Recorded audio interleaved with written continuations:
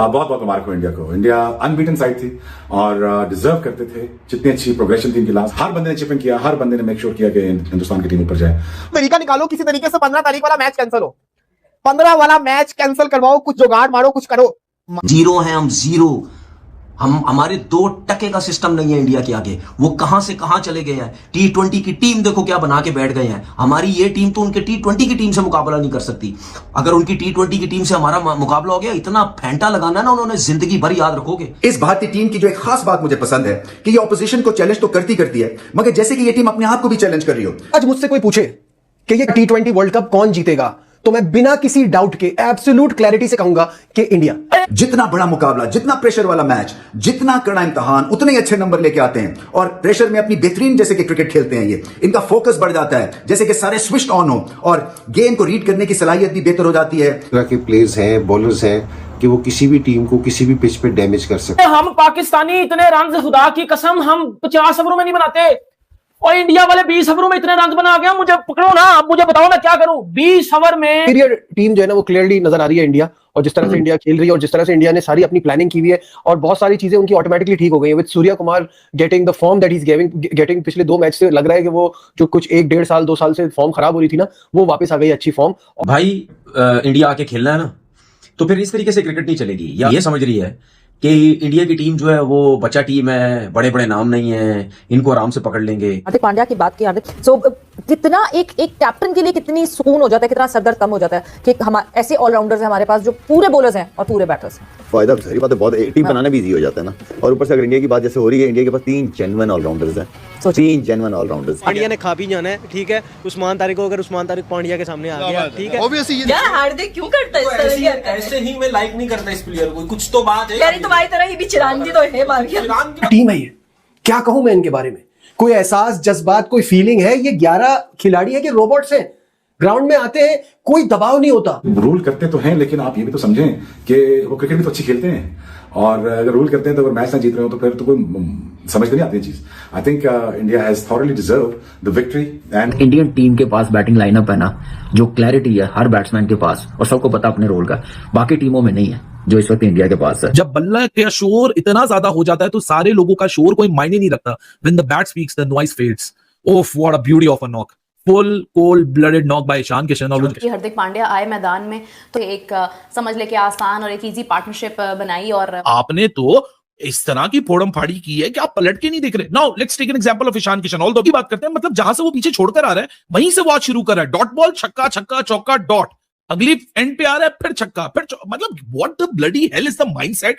मैं तो भाई कॉम्प्लेक्स का शिकार हो गया हूं, and I have absolutely no shame in accepting this. This is an absolute kind of madness. जब ये सब कनेक्ट होता है और सब एक पेज पे आ जाते हैं तो इतना शानदार पूरा बनता है कि ऑपोजिशन के पास इसका तोड़ नहीं होता। आजकल की टीम में आपको कम नहीं है, आजकल की दुनिया की क्रिकेट में आपको बहुत कम नजर आएंगे जेन्युइन ऑलराउंडर्स की बात कर रहा हूँ। बॉलिंग बैट्समैन और उसकी बैटर की बात नहीं कर रहा। देखिए फायदा बहुत है, टीम कॉम्बिनेशन इजीली बन जाता है, कप्तान के लिए डिसीजन लेना इजी हो जाता है और उनका इंपैक्ट बहुत ज्यादा होता है जो ऑलराउंडर्स होते हैं। फिर भी आगा जी 15 वाला मैच जीत जाना, अपने भाई बांग्लादेश का बदला लेना है और इनको हराना भी, और साथ ही साथ जैसा कहते हैं ना, फाइनल भी इंडिया से लंका में लेके जाना है। लेकिन जो हालात लग रहे हैं, मतलब जीरो है हम, जीरो।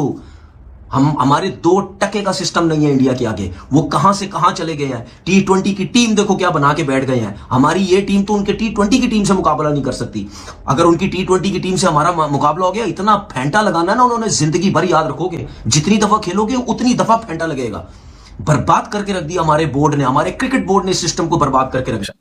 आप एक तरफ श्रेयस अय्यर देखें, एक तरफ ईशान किशन देखें, ये वो 2 लड़के हैं जिनको बीसीसीआई से साइडलाइन किया गया due to the contractual issues, वो डोमेस्टिक वाला पंगा हुआ। लेकिन ये लड़के जाते हैं और बल्ला, मैं कहता हूं ना, जब बल्ला चलता है तो दुनिया सलूट मारती है। इंडिया खेला है बिल्कुल वर्ल्ड चैंपियंस की तरह, मतलब बैटिंग जो थी ना वो तो कमाल बैटिंग थी।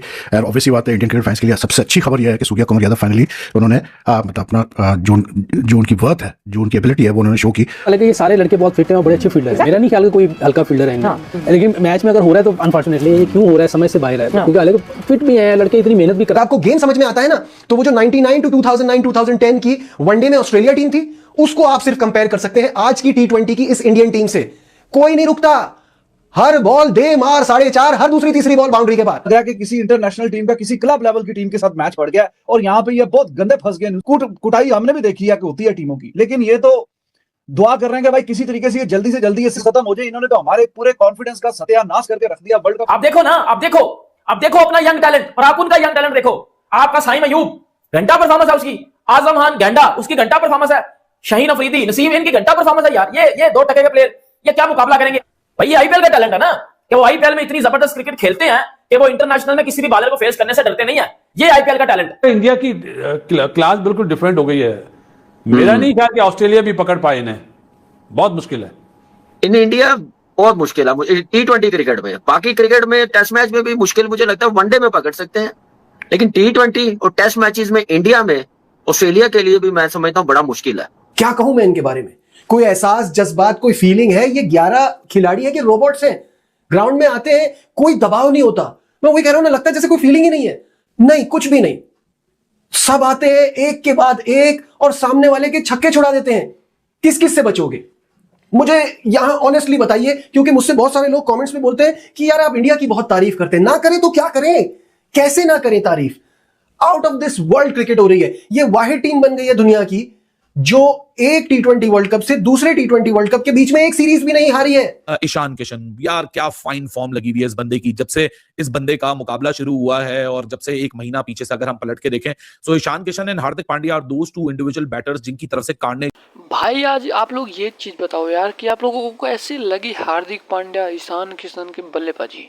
हमको तो भाई बहुत अच्छा लगा। और भारत की जीत के बाद पाकिस्तान का रिएक्शन कैसा लगा ये भी कमेंट में जरूर बताइएगा।